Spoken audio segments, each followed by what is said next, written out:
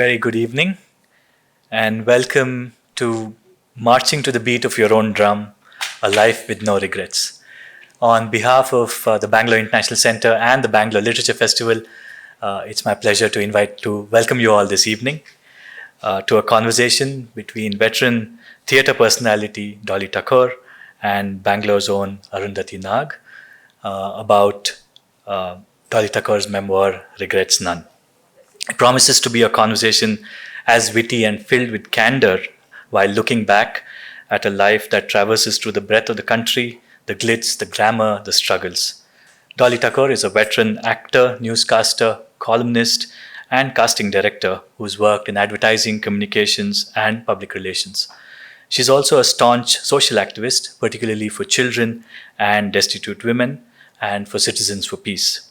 Her favorite assignments include being the casting director for the Oscar-winning film Gandhi, the national coordinator for the Lardli Awards for Gender Sensitivity, and performing in the still-running Vagina Monologues.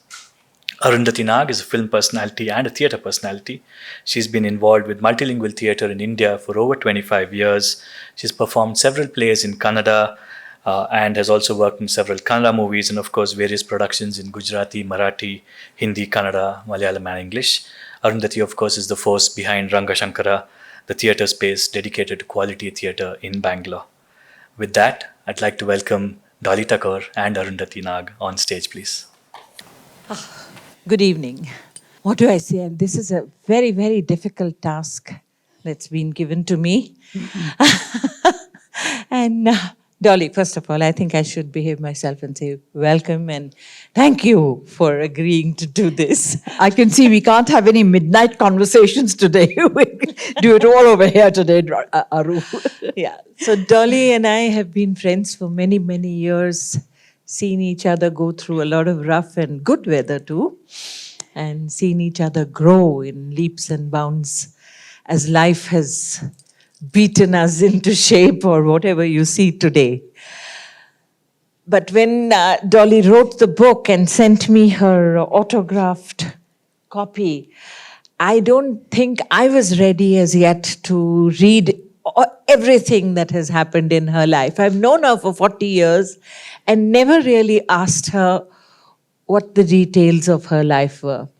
For me, it was Dolly as she is in front of me. Dolly, the friend of Pratima Bedi, Dolly, whom I have seen 100 years ago with Alec and little Kwasar in Pune at the Film and Television Institute.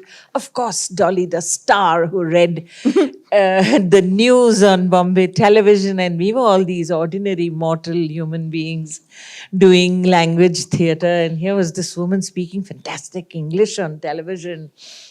She wouldn't look at us. We were down on earth, and she was really up there in the sky. And she really looked like this princess or this queen who was walking on a cloud, and she still does, because she still has the queen in her. She hasn't let go of that.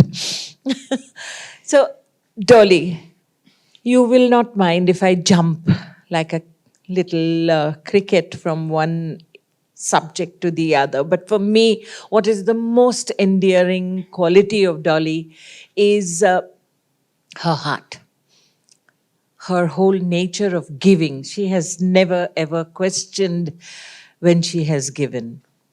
It is not about money. I don't think she ever had more money than she wanted.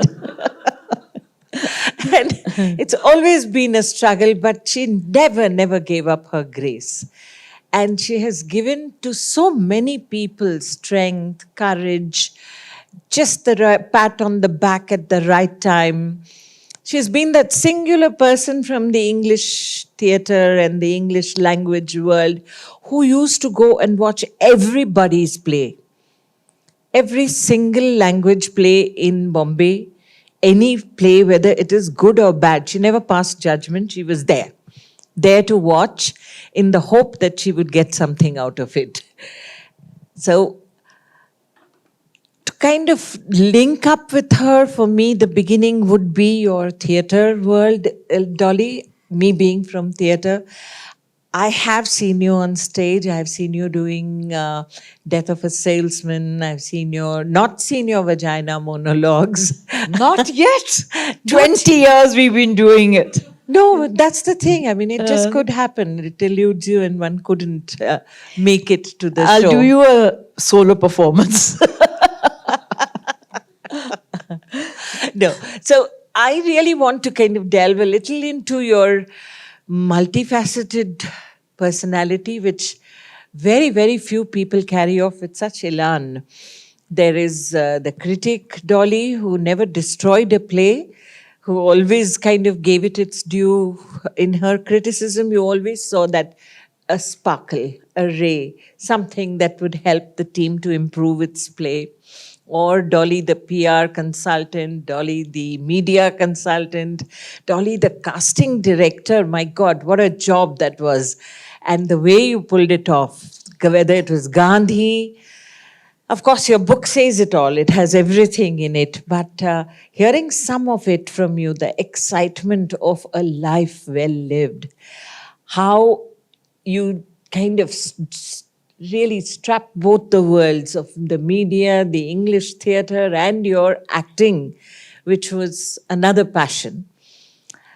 Would you kind of like to speak just about your theatre experiences? Aru, I'd like to let you continue because I love what you're saying. But before I do that, I must say that one of my oldest theatre colleagues and friends and co-actresses is here, and I'd like to acknowledge Nirmala Mathan. Nirmala and I, the year I think was 1972, and we did a play called Meera, which was written by Gurcharan Das, who at that time was the managing director of Richardson Hindustan, later Procter & Gamble. And of course, Nirmala played the lead. She played Meera in it, while I played Udabai. But so I'm so happy to see Nirmala and Uday here today. Now, to tell you about my theatre career, since vagina monologue has already been mentioned, we've been on stage for 20 years. The only places that we haven't been able to perform in are the Catholic run halls, like the Sophia College and St. Andrews. And yet every single priest and nun has come and seen our play. So this shows the hypocrisy of society and of people. But we've had lots of ministers have come under pseudonyms and booked their tickets. We've had, everyone come and see the play. We've been running it for 20 years. And on the 1st and 2nd of January, we've got 2 shows in English on the 1st of January and 3 shows on the 2nd of January, one of them being the Hindi one, of vagina monologues at the Prithvi Theatre. So whoever's got friends in Mumbai, please write and tell them we are back on again. And we started in 2002, and it is 2022 by the time we do the January shows. What else can I say? I have enjoyed every minute of my life. I have never hesitated to do things. I've made mistakes. Lots of things which perhaps are not approved by people, but who cares? It's my life. I want to lead it the way I want, as long as it makes me happy. And this is the message I give out to all young people, boys or girls, men or women, that do what you want to do. Don't have any complexes about, oh, I'm too fat, oh, I'm too thin, oh, I'm too dark, oh, I don't belong to this community, oh, I'm not rich enough, oh, my car is not as big as the Ambani car, oh, I don't own an airplane. Nothing should give you a complex. And that is what has made me what I am. And my friends will bear me out that I haven't done too badly. Not at all. Not at all. God. I wish I had her spunk. Because many a time, many of us have played safe. in our lives. But Dolly was always the one who swam against the current and dared to do many things that many women in Indian society did not dare to do. Dolly, of course, is the single person I think I know who has met everybody who's done anything at all in this world. You read the book and you know you have met Indira Gandhi, you will meet L.K. Advani, you will meet Dom Moraes and Richard Attenborough and Farooq Dhundi with the same ease. It's just, everyone is over there, whether it's Zeenat Aman or whether it's Amitabh Bachchan, and she has seen all of them in the cradle. She has seen them before they became who they became. Yeah, and what is so lovely is that they still acknowledge my presence. They still recognize me. I know when I traveled with Miss India, and that was Juhi Chawla, who today is quite well known everywhere. She was Miss India that year. We traveled by train. We traveled third class. And she used to take Kwasar, who was all of 4 years old, to the toilet in the train, to the washroom in the train, because I refused to go to the train toilet. So she used to take him. I told you she's a queen. And I remember I was going to Pune, and Kwasar, I think, was 4 months old. And I was going to compare a white cane ball for the army in Pune. And I had taken Kwasar in a sling, and then he needed a nappy change. So we went by air. So I was in the toilet, and Zeenat Aman changed his nappy. Now, how can I not mention these names? You know? Yes, when you talk to her, you have to be careful. She can give you a complex because she knows everybody. My friend, just day before yesterday, a friend of mine who works for KPMG said, I will try to come, I'm at work. And Dolly just shot off saying that, I know all the people who run KPMG. Tell them you're coming to my show. Yeah, no, jokes apart. But I've always wondered, what makes a person write a book like this? Did you feel the need to tell the truth, or was it sharing a life? No, I wanted to tell the truth because I think a lot of us are bloody hypocrites. We hide so many things. We are full of complexes. We are so insecure for various reasons. And since I am not, I know that I am acknowledged and recognized in the areas that matter to me. So I wanted to share that with people. And I wanted to share the goodness and the contribution that all the people I have known have made to my life. And therefore, I wrote this. And there's not a single untruth in that. Okay, it might make a few people unhappy if I've talked about certain things, but it's my life. I want to share every single thing. So what does it matter whether you don't like what I've done? You're not paying my bills. You're not there to support me. You're not there to give me a job. And let me tell you, I've lived my life. So I'm now in a position to say that. Yeah, I've had many people, I've seen, while reading your book, there were moments which kind of resonate with one's life. And having lived 65 summers and winters, one has gone through many of these little dips and big dips also. But I've had people coming and saying, why don't you write about your life? And I didn't quite feel prepared. That's why I asked you this question. I didn't quite feel prepared to share or to tell all. So Aru, I suppose it's an individual thing. Because not that I haven't had tears, not that I haven't had pain, not that I haven't had sorrow, not that I haven't had disappointments, but I thought that's what's given me the courage to face life. And the fact that I don't owe anybody anything and nobody owes me anything, that I'm able to say to write everything.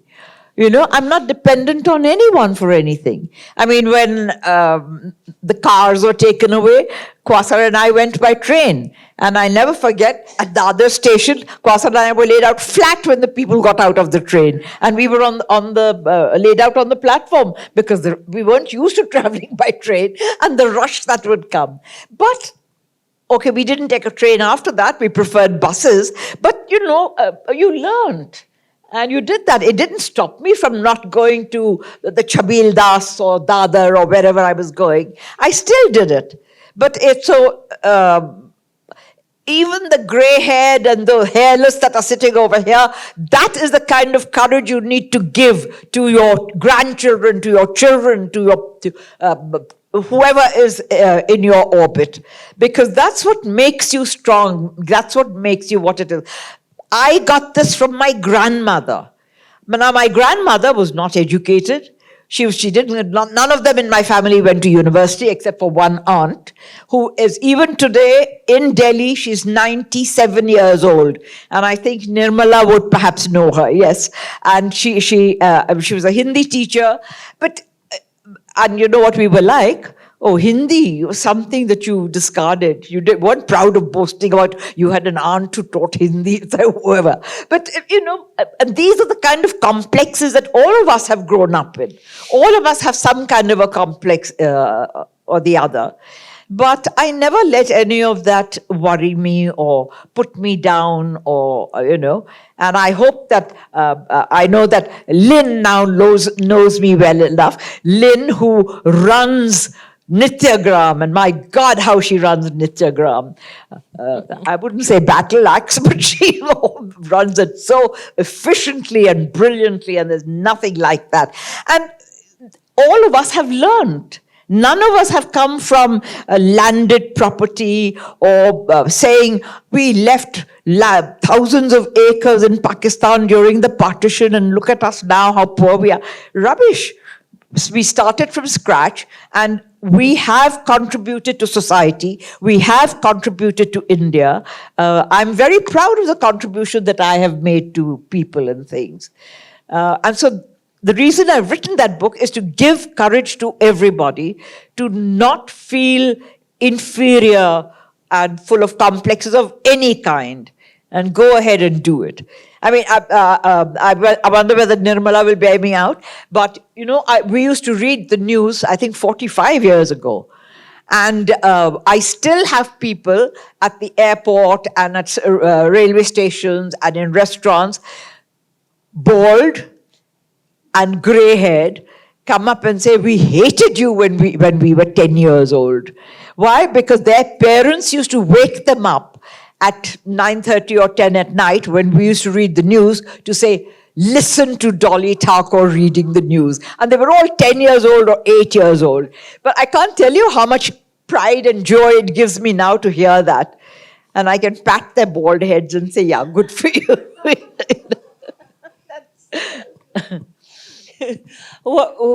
How do you react? Of course, she's got a young 40-something son who is among the very fine theatre directors in the country today. And theatre people, I really call Kwasar a good theatre person. And he won the Shankar Nag Award. So, yes. So how does it feel for a mother who has just lived her life? I don't think in the book you say you did not make any conscious effort to groom him towards the theatre, but our children are doomed to receive. Poor child, he had no other option. Because when we were doing Death of a Salesman, he was 3 years old or 2.5 years old. And in my last scene in Death of a Salesman, if anyone remembers that, there's this line where I say, I can't, forgive me, dear, I can't understand it. Why did you do it? I search and search and search and I don't understand it. And I would cry. And that is because Willie Loman, who plays my husband in the play, has committed suicide in that and is dead, and we're beside his grave. And as soon as the play would finish and I would finish my last few lines, Kwasar would run across and say, "Don't cry, Mama, I'm there to look after you." And I swear he's still looking after me 43 years later. I mean, he's now 43 years old. And, it was only when, as it happened, he hurt his back playing cricket, which all kids want to do at that age. And so he sat me down. He was in advertising. He sat me down and he said, "Mama, do you mind if I give up advertising and do theatre?" Because during the time that he was laid up for, I think, about 6 weeks, he read all the books that were on my shelf on theatre. And he decided that theatre was his life. And then he went to UWC, the United World College in Singapore, and he had a very good teacher. Because had he continued living in Bombay, he would have been like all the spoilt, rich kids of Bombay society. And also with the kind of reputation that, in a sense, his father had and that I had, you get swayed by that. Whereas he was a complete unknown and a total stranger in a country that at that time very few people knew very much about, because he was in Singapore. And he learned theatre there. And it groomed him so well. I mean, to say that Aru can bear me out on that is one of the greatest things. So. Yes, Kwasar is something we're very, very proud of, and especially because one has had a ringside view of the way Dolly has brought him up and the way he has turned out, completely non-judgmental and so much there, very much he is here in the present. And he's among the only people I know who, at such a young age, when he was hardly 20 odd years old, he started a theatre festival which was for children even younger. And that's called the Thespo Festival. And it's for the under 25s. Yeah. And in fact, we've got one of the Thespo girls here, Tasneem, sitting over there, who's now moved from Mumbai to Bangalore, and she's a Thespo product. So, at Thespo this year it's of course online. It's on the 19th till I think the 20th, or from the 19th to the end of the week. And it's in its 23rd year. So he started it when he was 19 years old, and he started it on my carpet. My house is the size of a carpet, so everything happens on that carpet, and he did it on that carpet. Yes, we've all shared that carpet, and many people in India have shared that carpet. I mean, that really is testimony to the size of her heart, because she has never worried about living in a one-bedroom apartment in Bombay with Kwasar growing up in the balcony of that one-bedroom house. And I was completely kind of agog when I saw Kwasar's bed. You enter the balcony and you jump on the bed. But that doesn't make a difference at all. You are there at her place and it's 11 at night, and she says, "Just sleep here, don't go home. Go back tomorrow morning." Very few people have hearts that open their homes, especially now. Dolly, don't you see the generation now prefers to invite you to a hotel, pay the bill and get rid of you, or even get-togethers, send-offs, wedding anniversaries, birthdays are all celebrated in hotel rooms nowadays. But maybe that's why they don't share the kind of love, the kind of feeling, the kind of affection, the kind of support that we did. I mean, I'm meeting Nirmala after 20 years, Nirmala?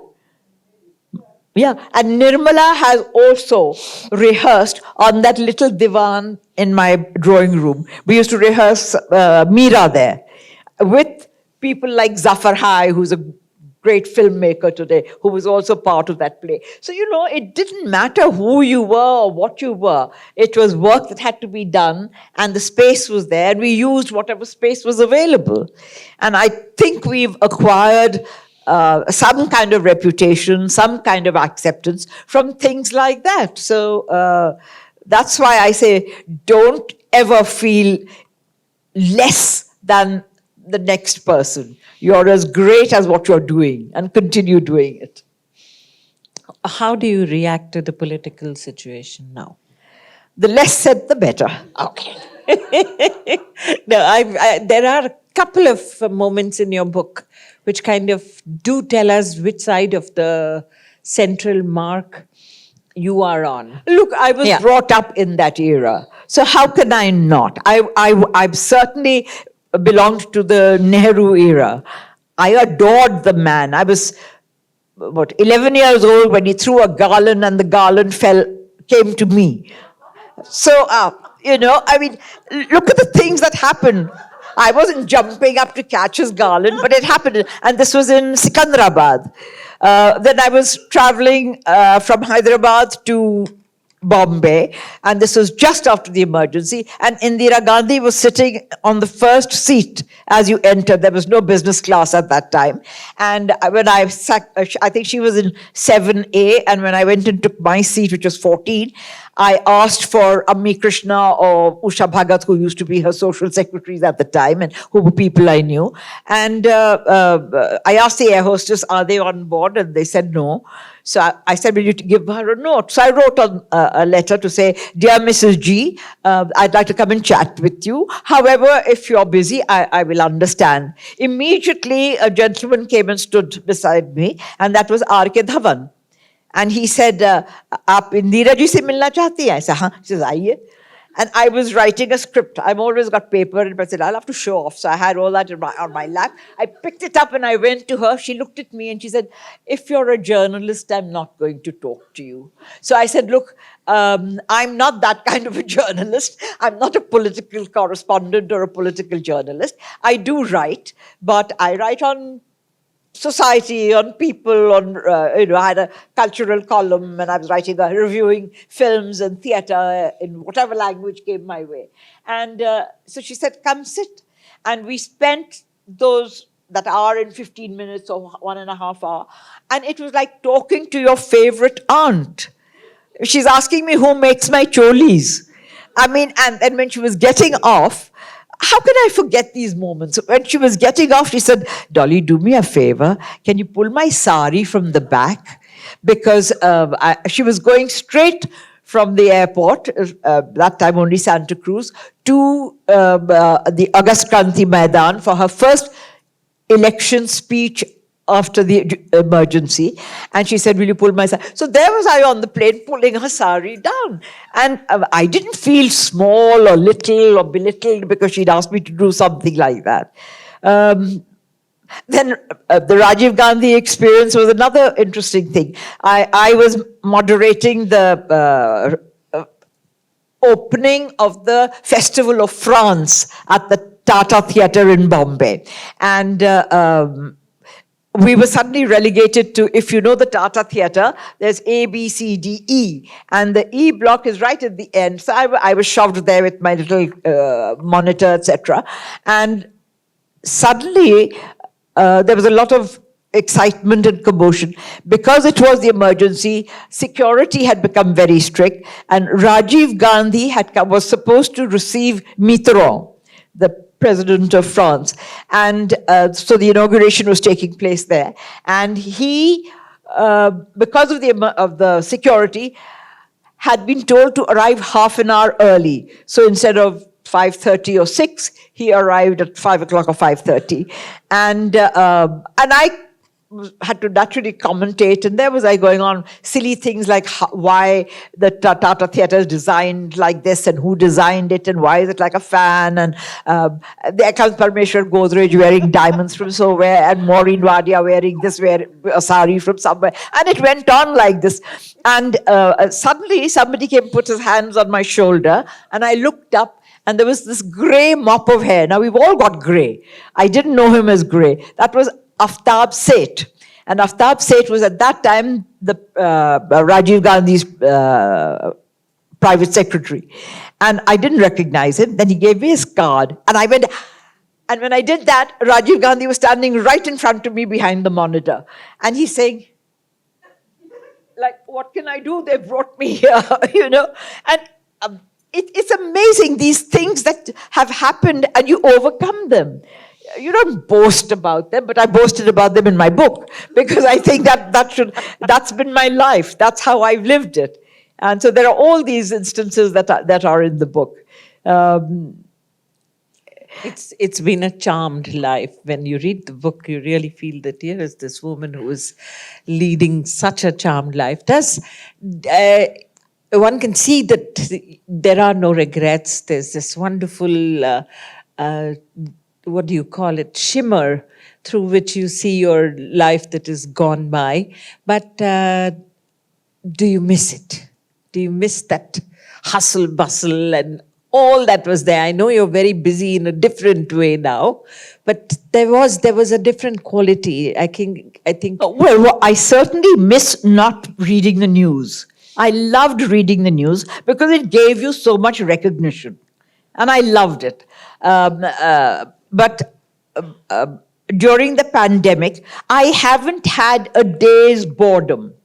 I mean, the first thing I did as soon as in March 2020 was I moderated a show for Dignity Foundation, which did a fashion show of 215 people between the ages of 65 and 90 from all over India. And they were sending by that time, Zoom had become the big popular thing. So on video and on Zoom, they were sending their things. I judged them on Zoom. I spoke to them on Zoom. And, and it was terrific. Yet, Sheelu Srinivasan, who founded Dignity Foundation, said that she was going to come to my home for the final awards and giving away the prizes, etc. But the pandemic had started and my building said, no, we cannot have anybody coming. So no cameraman could come. So Sheelu came herself and drove me from my house to her house. Fortunately, she lives in Churchgate and I live on Pedder Road, so it's not too far. And we did the program in her house. And, but there it was. And recently I've acted, I don't know how many of you would have seen it or know about it. I acted in my first Zoom play. And I've never done anything like that. I'm technologically dumb. I know nothing about technology. But there was I in a Zoom play with my director in Calcutta, with me sitting in my famous leather chair that everybody knows in my home. There was my technical director in Ranchi, my stage manager in Chennai, and in fact, he's coming tomorrow. So he will be at the book launch. He's coming especially for the book launch tomorrow. And the actors, I don't know whether they're here, but I think they're coming tomorrow. The two actors, because it's about the spinal cord injury. So the boy who played the spinal cord victim, he is also from Bangalore. And the girl also in the play. They're all in Bangalore. I'm going to be seeing them tomorrow at the Calcutta Catholic what's Club. it called? The Catholic Club. Catholic Club. So, here was I who know nothing about technology acting in a play. And it took 3 months of rehearsals but I must say I found it very difficult because just like I can make eye contact with all of you people, especially those that are in the light, sadly the second row is in pitch darkness, so I can't really have eye contact with them. But so that is what makes you an actor. That is what gives you the feedback as to how you are performing and who you are. And there was this acting on Zoom where you're talking in the air and you're emoting in the air and you don't even know what the other people are thinking or whether they are reacting. But it was a challenge and I did it.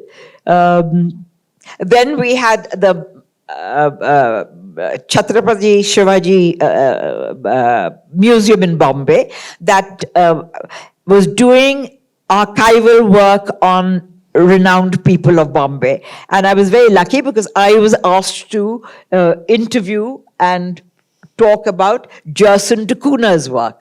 Now, Gerson Takuna is again a name that in the theatre, and particularly Shakespeare, and he's very well known amongst the English theatre actors and company. So I did that. So, and all that requires hard work, requires research, requires, as you well know. So, but I got that opportunity during the pandemic. And few people get that. So my life hasn't stopped. As you can see, I've come here now. Unstoppable. She has twisted her leg. She has a cast on her leg. And she is still here. She refused to kind of take a wheelchair or a walking stick. Walks up the stage. I think that is the spirit that one really lauds. It's amazing, doll. Can't stop being amazed. But that's why I've got friends like you. Ouch. No, living and watching Dolly over the years has been something like, it's like a lesson. It's like a lesson in life. You meet her after a year. We don't meet every now and then. We don't even talk to each other every now and then. But we are quite capable of sending messages to one another once in a while. And whenever you meet, I think that's the quality of friendship one really respects and looks forward to, is whenever you meet, you plug in exactly where you left. You don't need to introduce the person to what happened in between. You can straight away start talking about where the shit hit the ceiling and yes, and then get on with, okay, doll, what do you have to say about that? Or I'm not happy. I'm not feeling good about a few things. And one's free to talk to her about that. I think those are the qualities that one has really cherished with Dolly. She makes the effort to reach out to friends. She makes the effort to reach out to people. She grabs an opportunity when it is there. She sees it. Sometimes people like us don't see an opportunity, but Dolly sees it. She will come. She came just because the Nrityagram not even ensemble, Shurupa Sen was going to dance after 2 years, and Lynn called her, and she has come for that. She came for that, but she has also made sure she comes to spend the night with me. She has made sure that she is going to go to Blossoms and to the Catholic Club and makes it over here with a cast on her foot. And when I told her at day before yesterday at Chowdhury Hall, when I said to her, doll, I have to go in the morning for a program, and because Sudha Murthy is retiring as the chairperson of the Infosys Foundation, she's completed 25 years, and she's putting down her arms, so to speak. Dolly immediately said, oh, how I wish I could be there. She was sitting in a wheelchair day before yesterday. I wish I could be there. I inaugurated her first book. So she's kind of there everywhere. And she would. If I would have said, yes, Dolly, come with me, she would have come in the wheelchair and congratulated Sudha on a job well done. That one great emotional moment that I want to share with all of you is that my best friend for many years, I've had many best friends, but this one was also very, very close to me, Vinod Dua. And he passed away 3 days ago. So I am coming just now straight from seeing his grandson, who he hadn't seen. His daughter is in Bangalore. And so I went to see, and she, of course, because the funeral was day before yesterday, so they are in Delhi. But I went to see the grandson. And I can't tell you what a welcome I got from the lady that was there of the house. Because, it was like reaching out and touching family. And this is what I missed also, because I was in Mumbai, I hadn't been to see Chinna, I hadn't been to see Vinod, and I've lost a home in Delhi, because that was my home in Delhi every time I went there. And we all know and we all owe so much to Vinod for our minds, for our thinking. Some may agree, some may not agree, but a totally fearless journalist. And there are few like that. Yeah, I mean, Dua was a person, a journalist that a whole generation really looked up to. The kind of background that he came from, he was from a partition colony, from what you call the refugee colonies of Delhi, and made himself into this person who all of us really looked up to. And when I read I didn't know Vinod was a friend of yours. See, Oh, very there's so many things one doesn't know about you. So I'm glad I read the book. And that you have actually spent time with Vinod. You have been with him. I've you been have with Vinod journeyed with since- him. We went to Taran Taran, I went to Jallianwala Bagh with him, I went to, I mean, I've traveled all over and seen all those places. And it's a great loss for me. I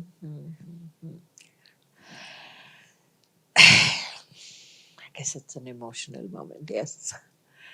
But I guess we all go on. His daughters are being extremely brave. They are brave, not being extremely brave, and it's not going to be easy for them. Well, I can't hog all the limelight, but I must say that Aru has been such a great friend, supporter, and she's been there for us. And it's not without pain that either of us have lived our lives. I've been there for Aru for whenever she's wanted me, and I hope that she would say the same thing too. And but look what she's done. I remember, I don't know whether, that I helped pick bricks for Rang Shankara. And look where Rang Shankara has gone. I mean, do you remember that, Arun? Like I did for Nityagram. And look where Nityagram has gone. So I'm very proud to be associated with institutions of such great height. Yeah, she's just there. If she's a friend, if she is your friend, if you're lucky to have a friend like that, then she's just unconditionally there. She doesn't say that I will come to this part of your life and I will not come to this part of your life.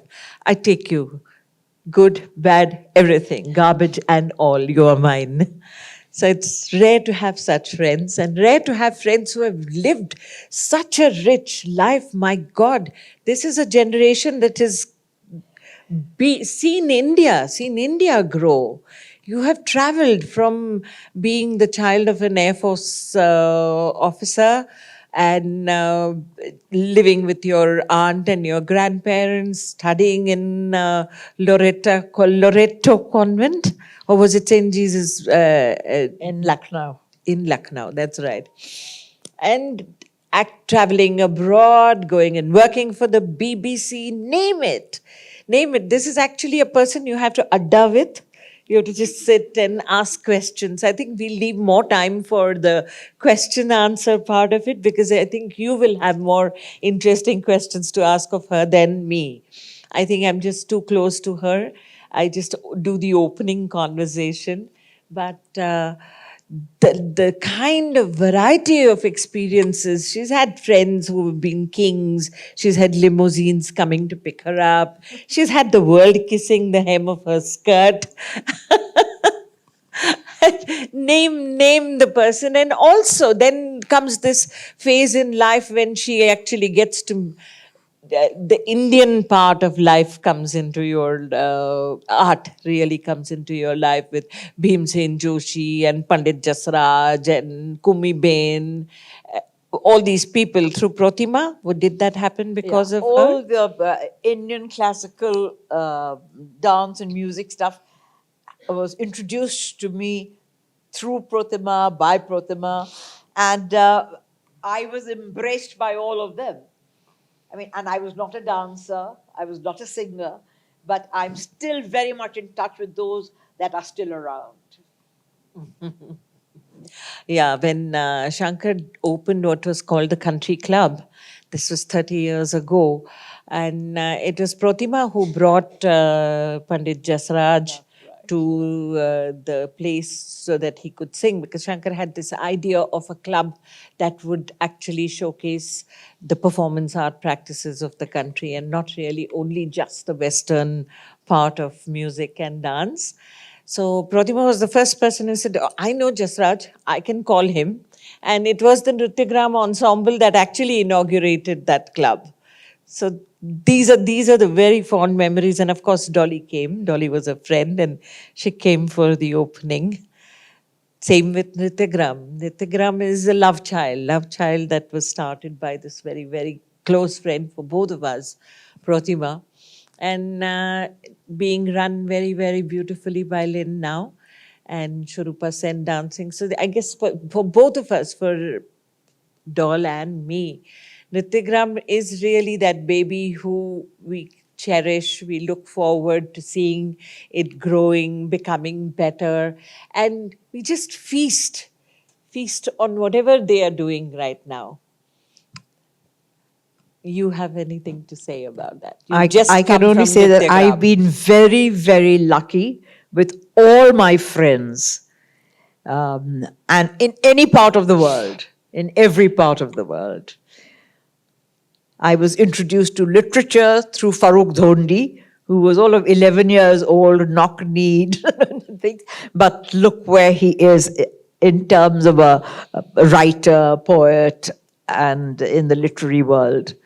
And he introduced me to a lot of, so that aspect of my life.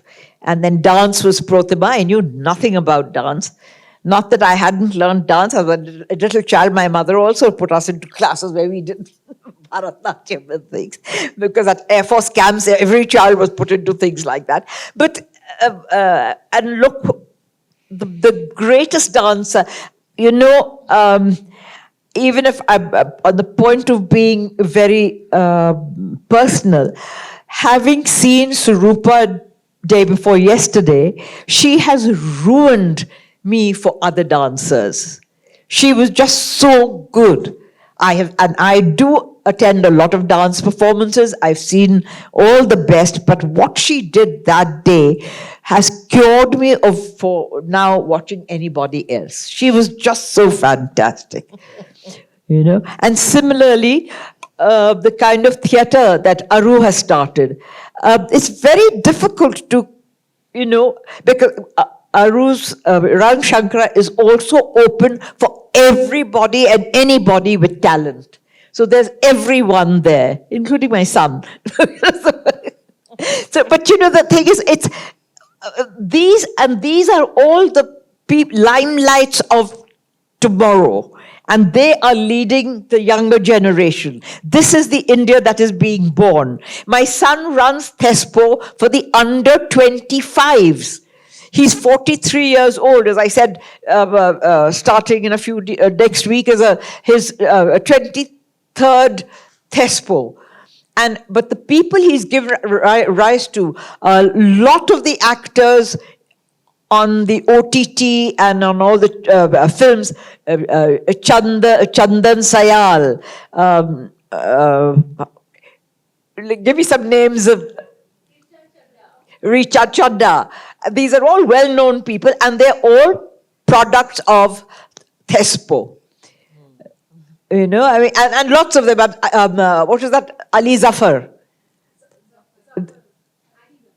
Ali Zafar. I mean, these are very popular. I don't know how many of you watch TV or watch theatre, but you know, these are very, very popular names. And a lot of young people are trying to emulate them and be them. And they are all products of this little thing called TESPO that was born on a 6x9 carpet in one's house. And now it's in its 23rd year. So, you know, it gives you great pride and great joy to be able to share this with everybody. And that's why I wrote my book. How do you react to the younger generation? I mean, I have a feeling that we do have a very sanitized urban Indian theatre, urban theatre. And theatre itself has got this large divide between the urban and the folk. And therefore, also being a society which is sadly dominated by caste politics, language being caste driven also. So you have an urban theatre like the Marathi theatre that you get to see in Bombay, Pune, is dominated by the Brahmin kind of Marathi that is spoken. Similarly, even No, but Kannada. then you had people like Chetan Dattar, and you had people like Jabbar Patel, Yeah. and so there are writers and directors and producers who are open-minded. It's not just all Brahmin. Originally it was, but that is changing, and the divide between the theatre practitioners is, in my opinion, is getting less and less. Not what it was. Before there was only English theatre, and all of us talked about Shakespeare and Arthur Miller and Tennessee Williams. Today, nobody knows who they are. And the kind of theatre that is being written and done in English is amazing. There's very good English theatre being done. All the references are Indian. The language spoken may be English, but all the emotions, all the references are all Indian.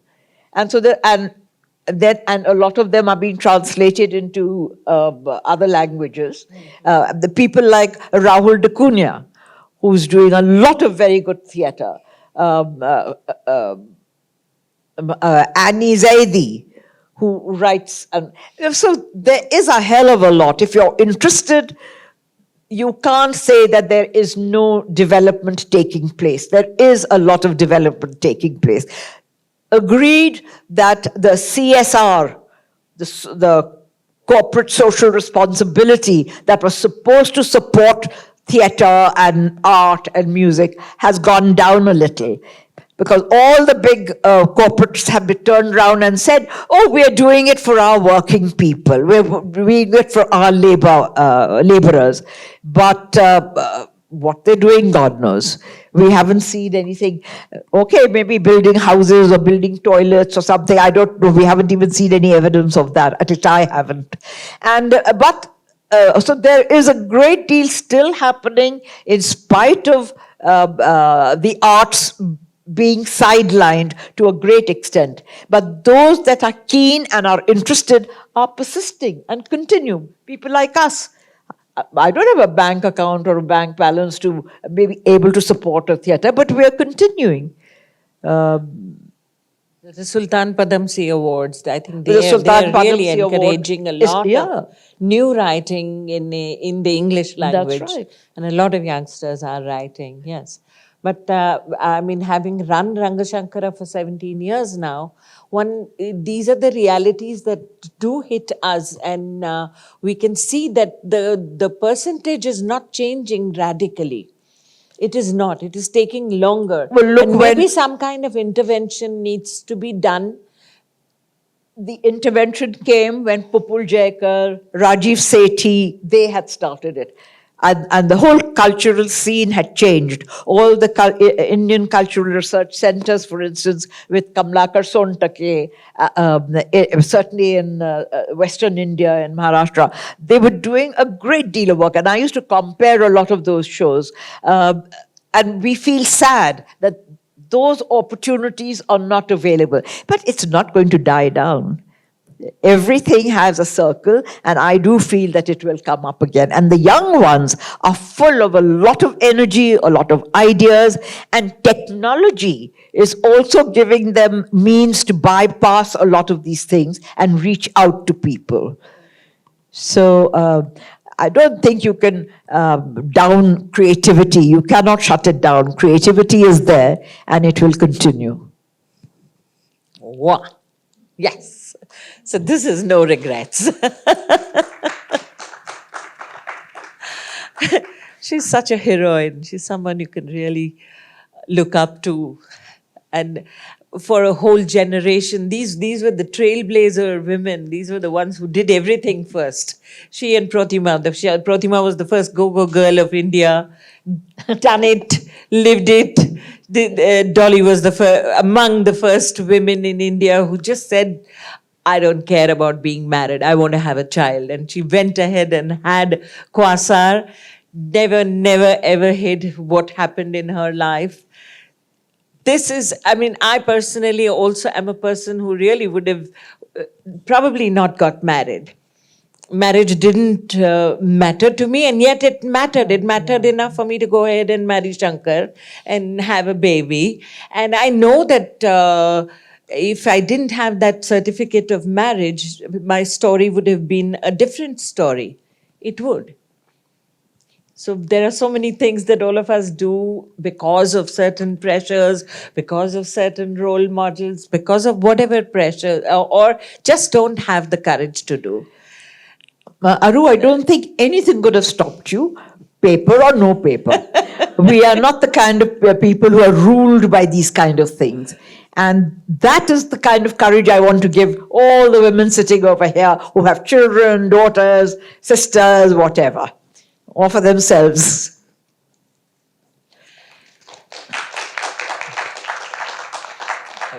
Good time. Do you have questions?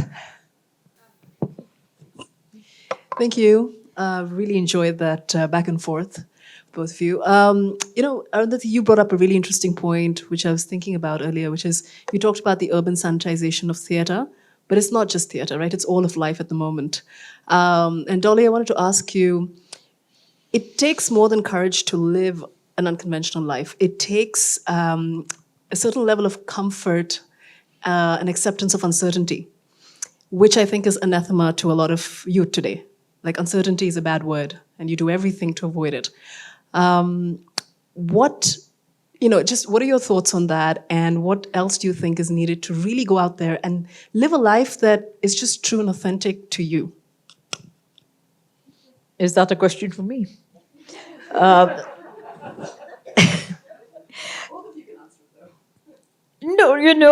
you have to believe in yourself. If your self-esteem is low, you're not going to achieve anything. But if you think that you can set an example and go ahead and do it, not worry about whether you're taking a taxi or whether you're flying business class or whether you're, those things don't matter, then you can achieve almost everything. And those things may come automatically to you later on in life. But as I said, I've had no problems like that at all. And I've lived my life to the full. As I said, I've traveled by bus, I've traveled by rickshaw, I've walked miles, I've attended, I've been to Dhomkedi with the Medha Patkar. One has done everything. And to experience and support in whichever way you can. I cannot donate money because I don't have money, but just the fact that you're there for self-support helps others to also get courage and do what they can do. So, that's how I've led my life, and I hope that other people will take courage from it. That's why I've written the book. Because it really doesn't matter how old, young, thin, pretty, black, white, yellow, whatever you are. If your conscience is clear and you believe in what you're doing, the world is at your feet.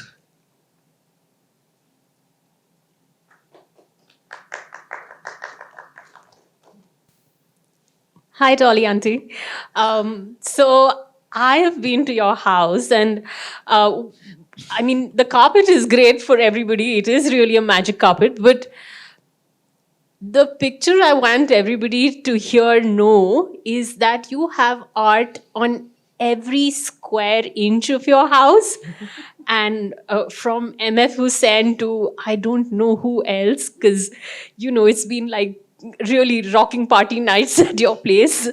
But what is it like to be an artist for so many years? And also, this is something very, very greedy question that I have to ask. How was it to cast for Gandhi? Oh my God, that was so long ago. But I loved it. But it was very strange. Rani Dubey, who was the co-producer of the film, was a friend of mine from London. my BBC days in London, and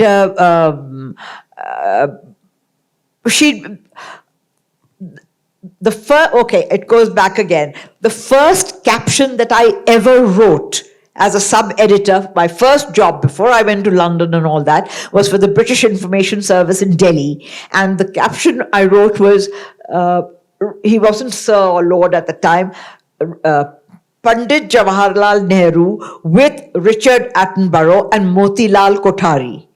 And they had come, there was a photograph, and when you start a job in journalism, I think one of the first things as a part of a training process is that you write captions for photographs. And so that was the first assignment that was given to me. And the first assignment was writing a caption for this photograph. And this was in 1962 or 63. And 18 years later, the doorbell rang and Rani Dubey walks in with Richard Attenborough. This was in 1979, so if my calculations are wrong, forgive me, maths was never my strong subject. And Richard came, he sat on my gadda on the floor. Nirmala will bear me out, there was no furniture, there was only gaddas on the floor. And but we had photographs of all the theatre plays that Alec had done, and perhaps one or two that I had acted in also. And he looked at them and we talked about theatre. He came at about 3:30 in the afternoon. I was breastfeeding Kwasar when he walked in. And he came and sat on the divan with Rani and we talked. And the conversations were very interesting. We went on, and by which time it was 6:30 or 6 o'clock, and I rang Alec and I said, look, Richard Attenborough is here, and would you like to come and let's take him out for dinner, or perhaps we can all have dinner together. So Alec came home for the first time on time, otherwise he never comes home on time. And we all went out to dinner, and we went to Copper Chimney. And Richard Attenborough has loved kakuri kebabs ever since then, because Copper Chimney made the best kakuri kebabs in those days. And the minute Alec walked in through the door, Richard looked at him and said, that's my Jinnah. Because Alec was bent, tall, thin, and though he did have a beard at the time, but he said, that's my Jinnah. And 2 days later, he rang me up and said, Doll, would you like to be the casting director? I'd never heard what a term was, what casting director was. Nobody had heard about it. But that's how it all started. Before I knew it, I was a casting director for the Indian part of the film.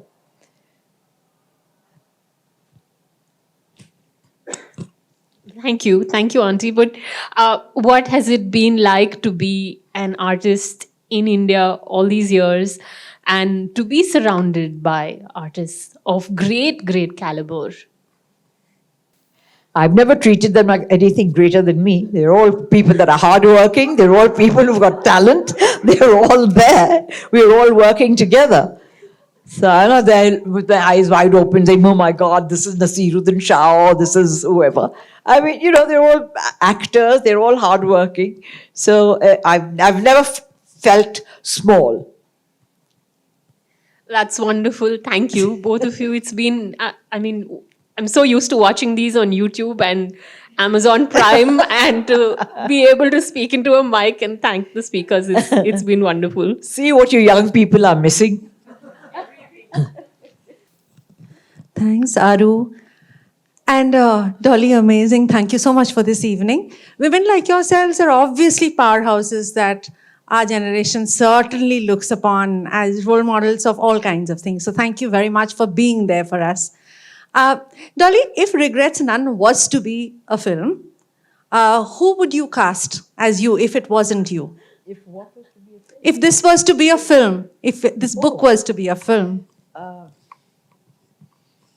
I have no idea, quite frankly. Who would you want to play you?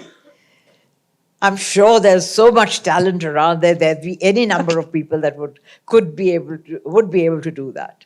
No, quite frankly, I haven't even thought about it. Reading it reads like a thriller at times. So one sees a film through it. I would love to play it myself, but I'm too bloody old. Thank you. No, in fact, Bambi, what you said about my house being an open house, I've just invited a friend from Sri Lanka, and I've told him it's open house, come anytime you want. And there he's sitting, and he's a writer. Muddy, stand up and make yourself acknowledged by everybody. Oh God, he wants the earth to swallow him up. So it looks like we are done. Yeah. Dolly, you have any parting words for Bangalore, for BIC, which has been Be very happy, yes. be confident, believe in yourself, have no complexes about anything, and enjoy life. Cheers to that. Thank God this bloody thing did not. Thank you all for being here. Thank you so much, everyone. Thank you.